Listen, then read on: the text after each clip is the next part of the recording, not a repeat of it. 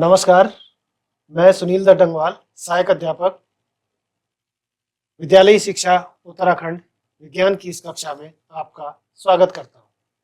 विज्ञान की इस कक्षा में आज हम बातचीत करने वाले हैं कक्षा 6 विज्ञान विषय में अध्याय 9 विद्युत तथा परिपथ नाम के अध्याय पर। इस अध्याय में हमारे चर्चा के बिंदु या शिक्षण अधिगम बिंदु इस प्रकार से रहने वाले हैं।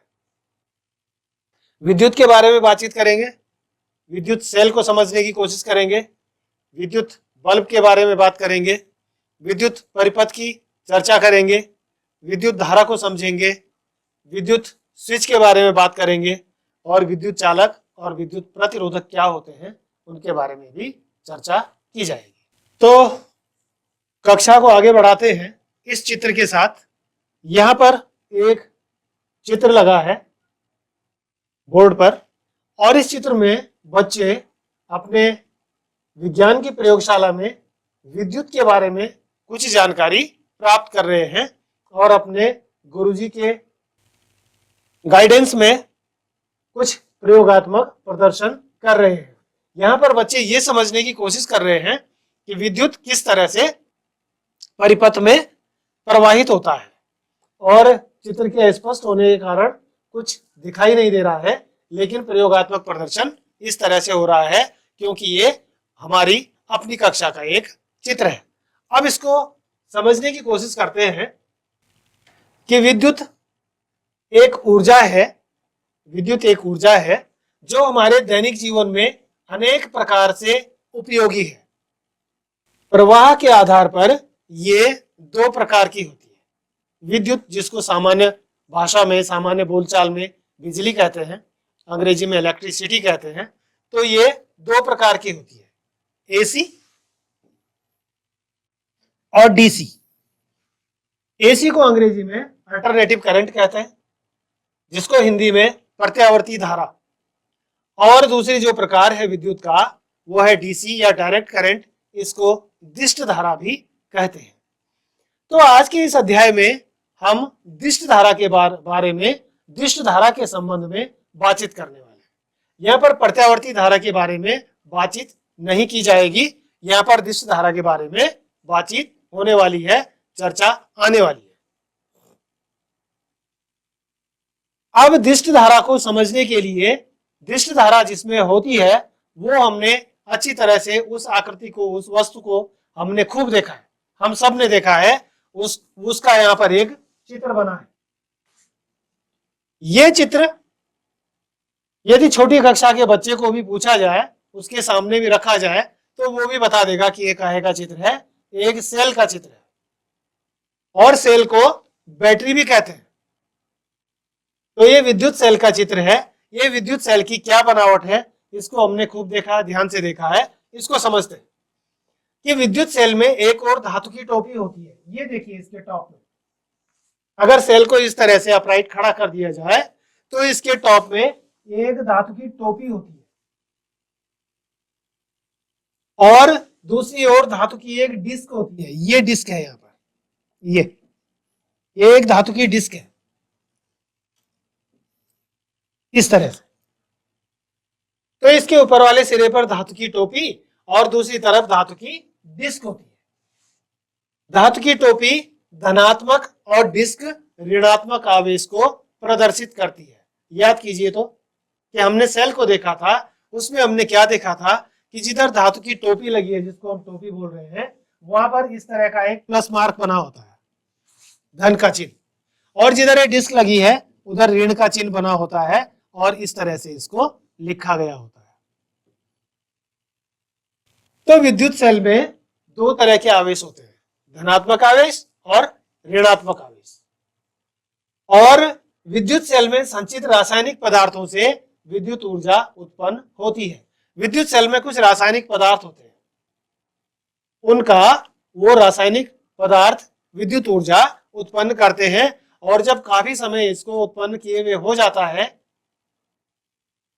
यद्यपि वो उपयोग में आया हो या नहीं आया हो, तो बहुत पुराने सेल जब हम दुकान पर जाते हैं तो उनकी मैन्युफैक्चरिंग जरूर देख लेनी चाहिए कि सेल कहीं जो बैटरी हम खरीदने जा रहे हैं वो 6 महीने से ज्यादा पुरानी ना हो, और कोशिश ये करें कि नई से नई बैटरी ली जाए, क्योंकि इसके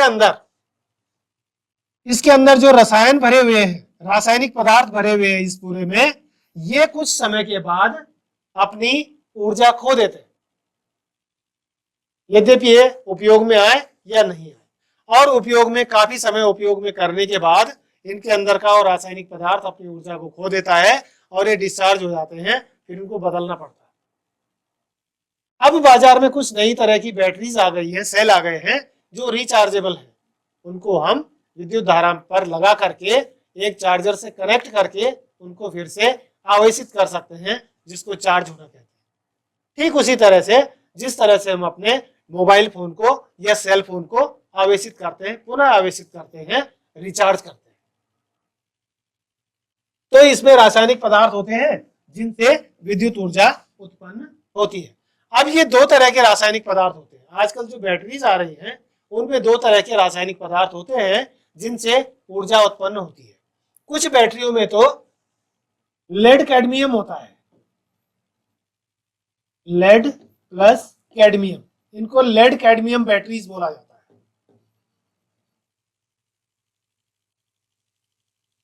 और कुछ बैटरियां एसिड कैडमियम बैटरीज होती है, एसिड प्लस कैडमियम।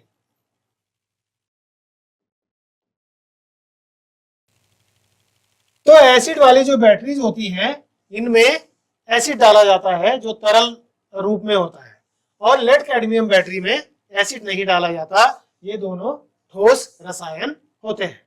तो इनमें दो तरह के रासायनिक पदार्थ संचित किए हुए रहते हैं जो कि विद्युत ऊर्जा का उत्पादन करते हैं। अब बात करते हैं विद्युत बल्ब की, कि विद्युत बल्ब क्या होता है। जैसा हमने इस कक्षा के आरंभ में कहा कि यहाँ पर केवल दिष्ट आवेश की या दिष्ट धारा की बात कर रहे हैं, यहाँ पर डायरेक्ट करंट की बात कर रहे हैं, उस विद्युत धारा की बात कर रहे हैं जो बैटरीज के माध्यम से हमें प्राप्त होती है। हम उस विद्युत की बात नहीं कर रहे हैं जो खंभों से होकर के हमारे घर में आती है या अंडरग्राउंड लाइनों से होकर के हमारे घर में आती है। यहाँ पर हम उस विद्युत आवेश की बात नहीं कर रहे हैं। तो अब बात करते हैं विद्युत बल्ब की। तो ये विद्युत बल्ब जैसे यहाँ पर चित्र में दिखाया गया है, ये जो विद्युत बल्ब है, इस विद्युत बल्ब में सिर्फ दो चीजें होती है। एक इसमें तंतु होता है जिसको फिलामेंट कहते हैं, और दूसरे इसमें टर्मिनल्स होते हैं। एक टर्मिनल ये है और दूसरा टर्मिनल ये है। ये देखिए, ये इधर टोपी की तरह और ये इधर इसकी साइड में जहां पर से एक कांच जुड़ा हुआ है, ये धातु के एक होल में बिल्कुल वहां पर बॉटम पर ये एक टर्मिनल ये है। तो ये दो टर्मिनल होते हैं।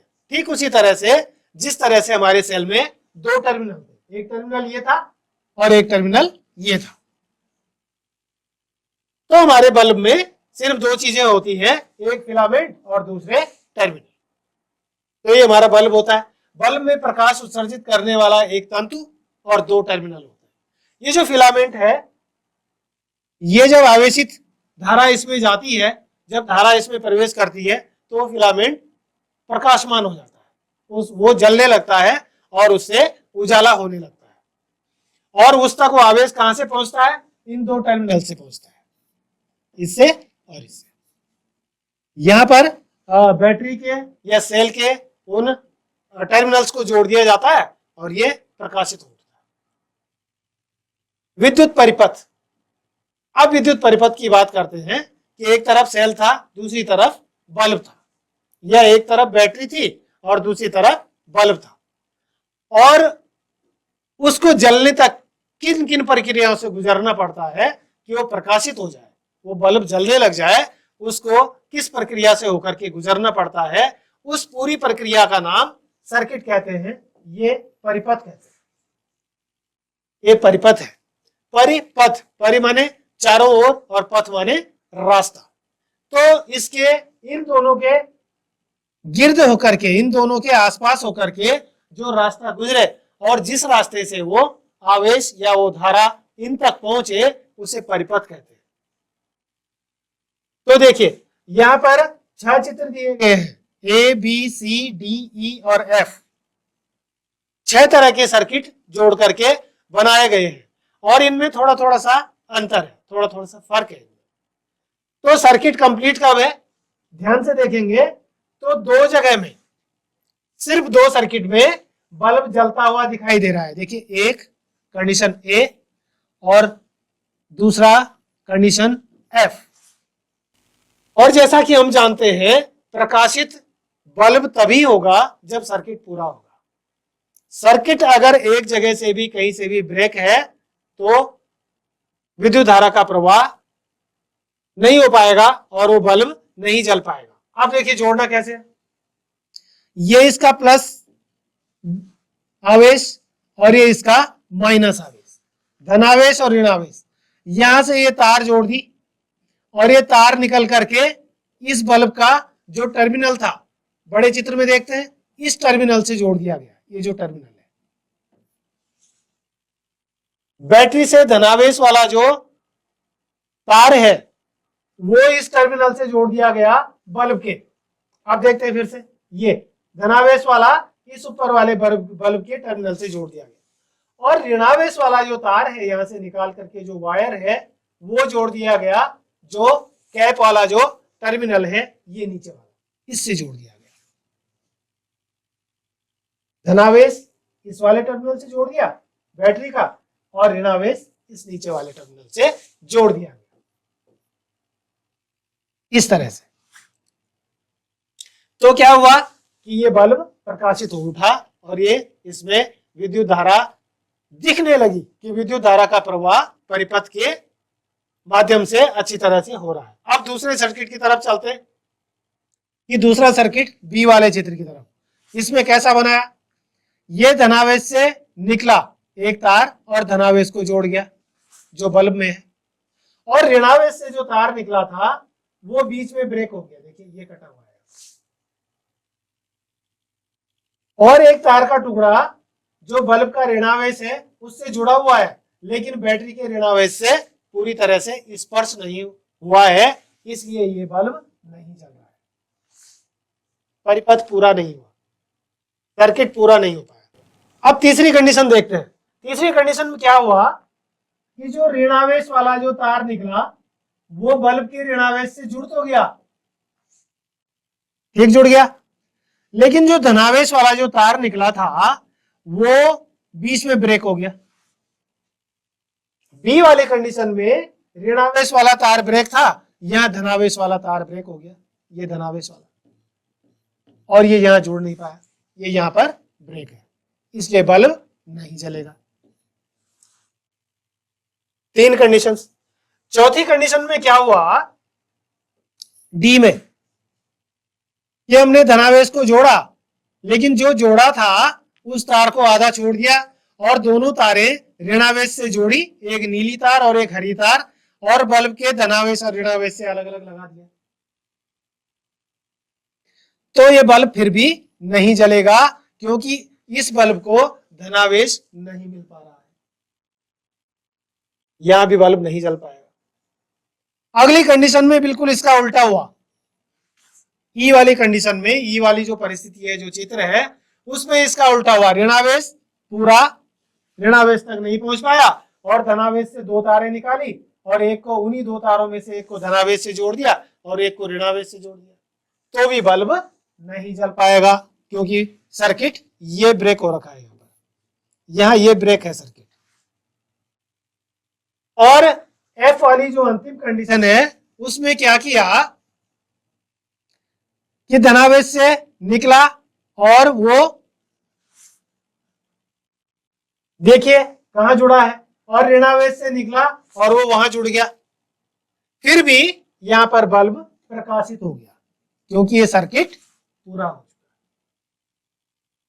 कभी हमने देखा होगा, इसको आगे बढ़ाते हैं इस तरह से, हमने देखा होगा कि हमारे घर में जो टॉर्च होता है उसके अंदर दो बैटरी या 3 बैटरी जो भी लगती है वो इस तरह से लगाई जाती है कि उनका जो ये टोपी वाला हिस्सा है ये बल्ब की तरफ रहे और डिस्क वाला जो हिस्सा है वो पीछे उसके ढक्कन की तरफ रहे।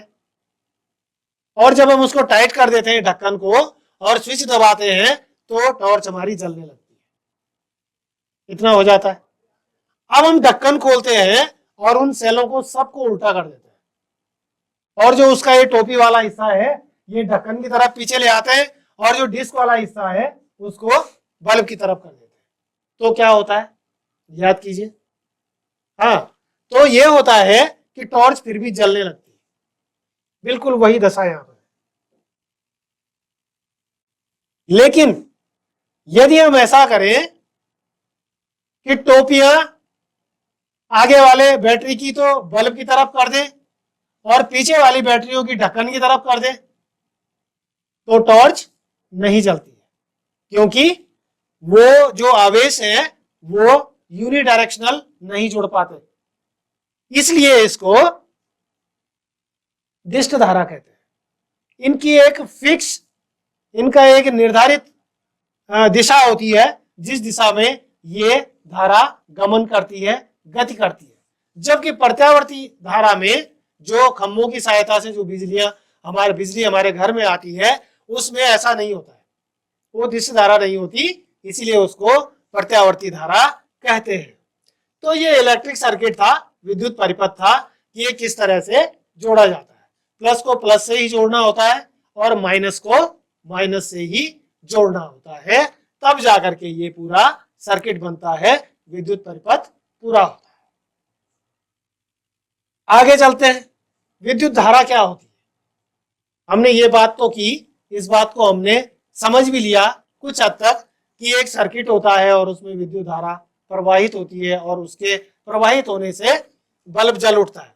लेकिन विद्युत धारा होती क्या है और उसका प्रवाह किस तरह से होता है, तो ये चित्र देखते हैं। यहां पर फिर वही बैटरी है, ये इसका धनावेश है टोपी की तरफ और डिस्क की तरफ इसका ऋणावेश है। इसमें हमने तार को जोड़ा और तार को जोड़ करके इसके धनावेश वाले हिस्से से बल्ब के जोड़ दिया और जो डिस्क वाला जो ऋणावेश वाला हिस्सा है उसको ऋणात्मक वाले बल्ब के टर्मिनल से जोड़ दिया। इनको टर्मिनल कहते हैं। अब क्या हुआ कि इधर से जो चार्ज है, जो आवेश है, ये तीर के निशानों की तरह बल्ब की तरह जा रहा है, बल्ब की तरफ जा रहा है। जिस तरह से तीर के निशान लगे ये बल्ब की तरफ जा रहा है और यहां से इसको प्रकाशित करके ये आवेश पुनः इधर को गति कर रहा है, इधर को बहने लग गया। तो जो दिष्ट धारा होती है उसमें आवेश का प्रवाह इस तरह से होता है। इसको समझते हैं कि वैद्युत आवेश के प्रवाहमान होने की दशा, जो वैद्युत आवेश है, दिष्ट धारा में या डायरेक्ट करंट में दो तरह के वैद्युत आवेश हैं, धनात्मक और ऋणात्मक। तो ये जब प्रवाहित हो रहे होते हैं, इनके प्रवाहित होने की दशा को धारा कहते हैं। यह है धारा, जिसको अंग्रेजी में करंट कहते हैं। तो वैद्युत आवेश के प्रवाहमान होने की दशा विद्युत धारा कहलाती है। अब बात करते हैं विद्युत स्विच की, कि विद्युत स्विच क्या होते हैं और ये क्यों लगाए जाते हैं। तो पहले समझने की कोशिश करते हैं कि स्विच क्या होते हैं।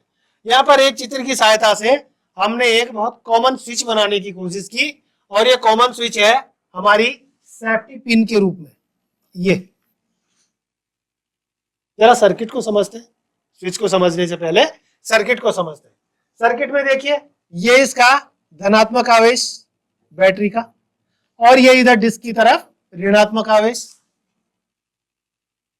यहां से एक तार जोड़ दिया और यहां पर एक कील से उसको बांध दिया, ये एक कील है, यहां पर इसको बांध दिया और यहां डिस्क से एक तार को जोड़ करके बल्ब के इस पॉइंट से जोड़ दिया और यहां से दूसरे पॉइंट, दूसरे टर्मिनल से इसको इस कील में जोड़ दिया और इन दोनों के बीच में ये गैप कर दिया, ये गैप है और इस गैप को एक सेफ्टी पिन लगा दिया। ये बोर्ड पिन लगाई हुई है यहाँ पर दोनों, जो पीले रंग की दिखाई दे रही है, जिनसे हमने तार लपेटा है, ये ग्रीन वाला और ये रेड वाला।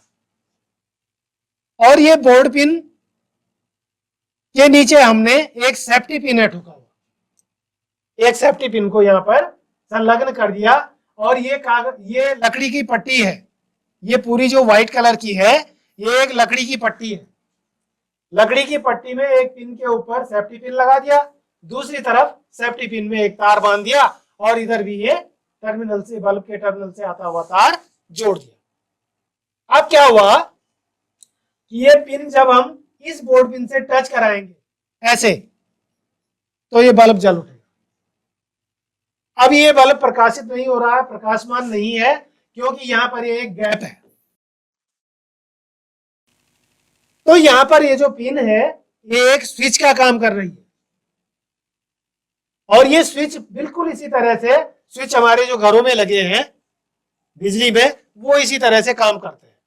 जब हम उसको ऑफ करते हैं तो वो सर्किट को ब्रेक कर देते हैं, परिपथ को तोड़ देते हैं, और जब हम उसको ऑन करते हैं तो वो परिपथ को जोड़ देते हैं और परिपथ पूरा हो जाता है और लाइट जलने लगती है। तो स्विच का काम है परिपथ को खोलना और बंद करना, जो काम यहां पर ये पिन कर रही है। अब पढ़ते हैं इसको क्या है कि किसी परिपथ को खोलने और बंद करने में सहायक युक्ति, डिवाइस, टेक्निक, जो भी युक्ति है उसको हम स्विच कहते हैं। जैसा हमने अभी कहा कि स्विच का कार्य है परिपथ को जोड़ना और परिपथ को तोड़ना, परिपथ को खुला करना और परिपथ को बंद करना। तो ये इस तरह से स्विच हमारे काम करते हैं। अब आते हैं सारणी को भरें। यहां पर एक सारणी बनाई हुई है और इस सारणी में कुछ बातें लिखी है, उनको पढ़ते हैं। वो क्या है? पहले कॉलम में है स्विच के स्थान पर उपयोग की गई वस्तु। जहां पर हमने स्विच बनाया था सेफ्टी पिन का, वहां पर अगर कोई और वस्तु रख दी जाए, जो वस्तु हम रखने जा रहे हैं वो किससे बनी हुई है? इस पदार्थ से बनी हुई है। और तब हम देखते हैं कि उस स्विच की जगह अगर उस वस्तु को लगा दिया जाए तो बल्ब जलता है या नहीं। देखते हैं, यदि हमने स्विच के स्थान पर चाबी लगा दी, वो धातु की बनी है, किसी भी धातु की, तो बल्ब जलेगा, क्योंकि धातुएं ऊष्मा की और विद्युत की सुचालक होती है। सुचालक और कुचालक हम आगे पढ़ने वाले हैं। तो यदि चाबी लगा दी हमने सेफ्टी पिन की जगह, वो धातु की बनी है, तो बल्ब जलेगा, क्योंकि सेफ्टी पिन भी धातु का बना हुआ है, स्टील का है या लोहे का है या एल्यूमिनियम का है। तो जब हम उसको टच कर रहे थे दूसरी बोर्ड पिन से, तो बल्ब जल जा रहा था, इसलिए यहां पर भी जलेगा। रबड़, इरेजर, जो रबड़ है या जो बालों को बांधने वाला रबड़ है, पिन की जगह अगर हम उस रबड़ को लगा दें, वो रबड़ का बना हुआ है, प्लास्टिक का बना हुआ है, तो बल्ब जलेगा या नहीं? नहीं जलेगा, बल्ब नहीं जलेगा, क्योंकि रबड़ धातु नहीं है, और जो धातु नहीं होती है उससे विद्युत का पारगमन संभव नहीं होता, उससे होकर के विद्युत आवेश गुजर नहीं सकता। स्केल अगर हम पटरी लगा दें वहां पर, प्लास्टिक की बनी है, बल्ब जलेगा या नहीं? इस सारणी को पूरा करना है। माचिस की तीली लगा दें, वो लकड़ी की बनी है, वो भी धातु नहीं है, तो बल्ब जलेगा या नहीं? कांच की चूड़ी लगा दें, कांच भी धातु नहीं होता है, तो बल्ब जलेगा या नहीं जलेगा? और लोहे की कील लगा दें पिन की जगह, वो धातु की बनी है, तो बल्ब जलेगा या नहीं? ऐसे ही यहां पर कुछ और चीजों के नाम लिख सकते हैं, जिनमें से कुछ धातुएं होंगी और कुछ अधातु के बने होंगे। तब हम पता चलाएंगे, तब हम पता करेंगे कि ये बल्ब जलेगा अथवा नहीं जलेगा। आगे बढ़ते हैं। विद्युत चालक व रोधक। अब उस सारणी की सहायता से हम ये समझ गए कि विद्युत चालक क्या होते हैं और विद्युत रोधक क्या होते हैं।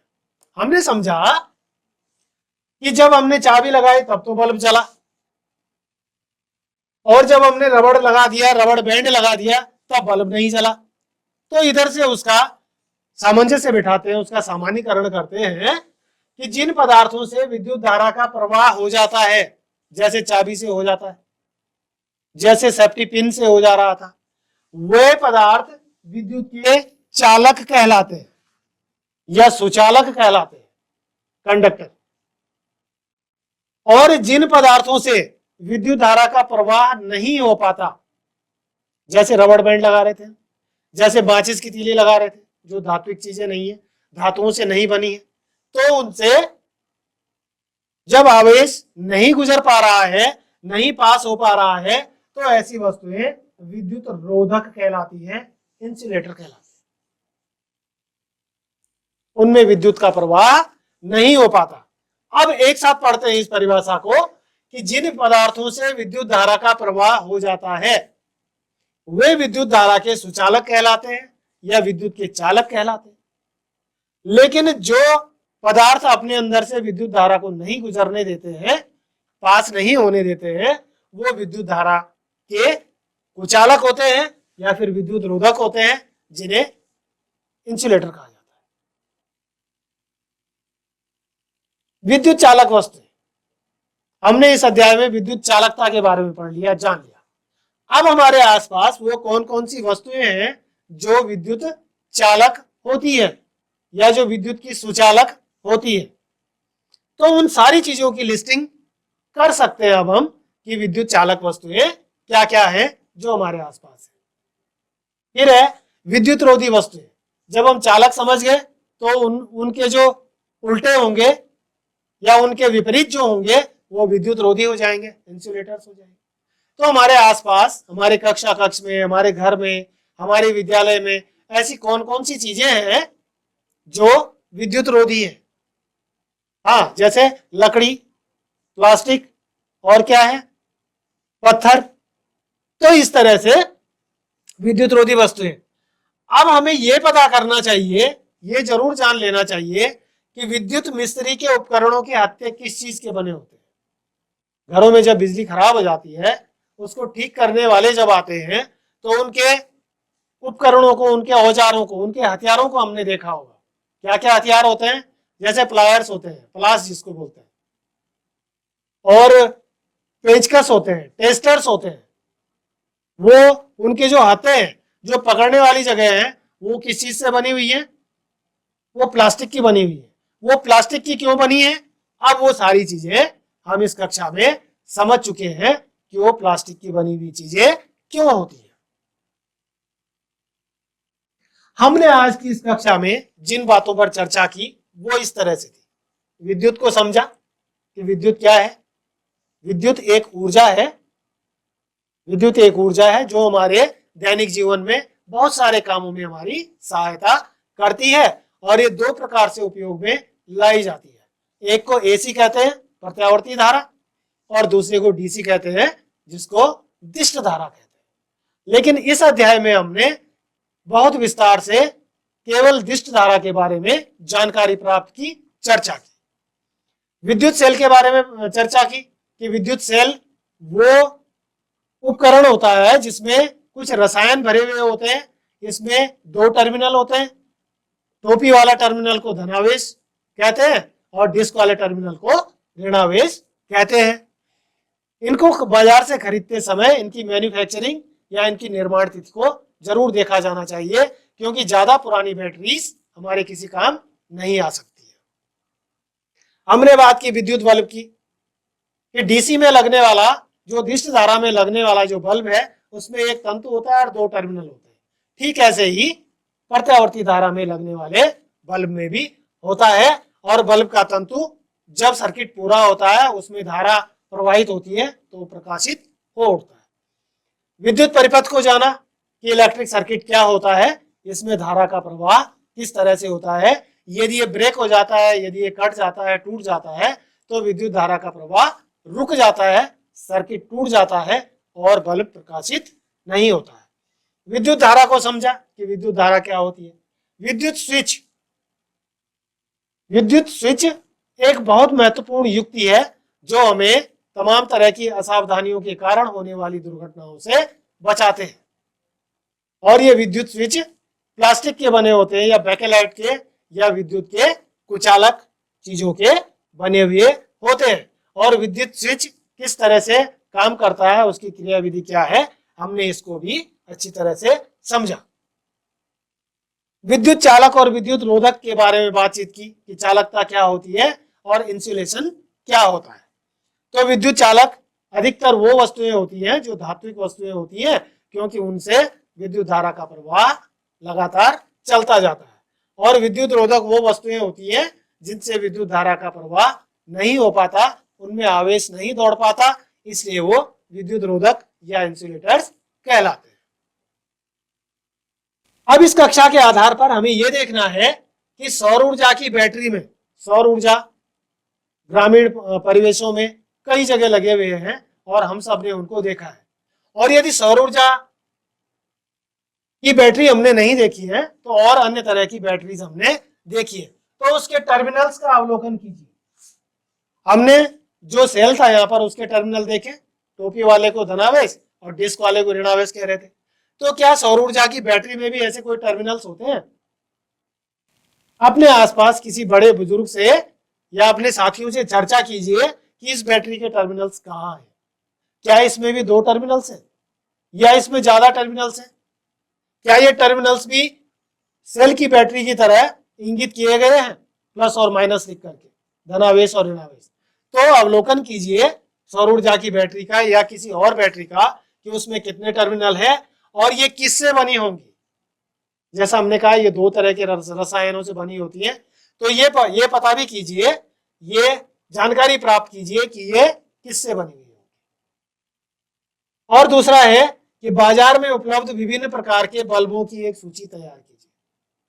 बाजार में विभिन्न प्रकार के बल्ब मिलते हैं, वो बल्ब किस किस तरह के हैं, उनके नाम क्या क्या है और उनकी क्रियाविधि, उनकी कार्यविधि क्या है, वो इतनी तरह के क्यों हैं, और यदि वो अलग अलग तरह के हैं तो उनमें से अच्छा कौन है, और जब कोई चीज अच्छा होती है तो उनमें से बुरा कौन है, और उनकी अच्छाई और बुराई की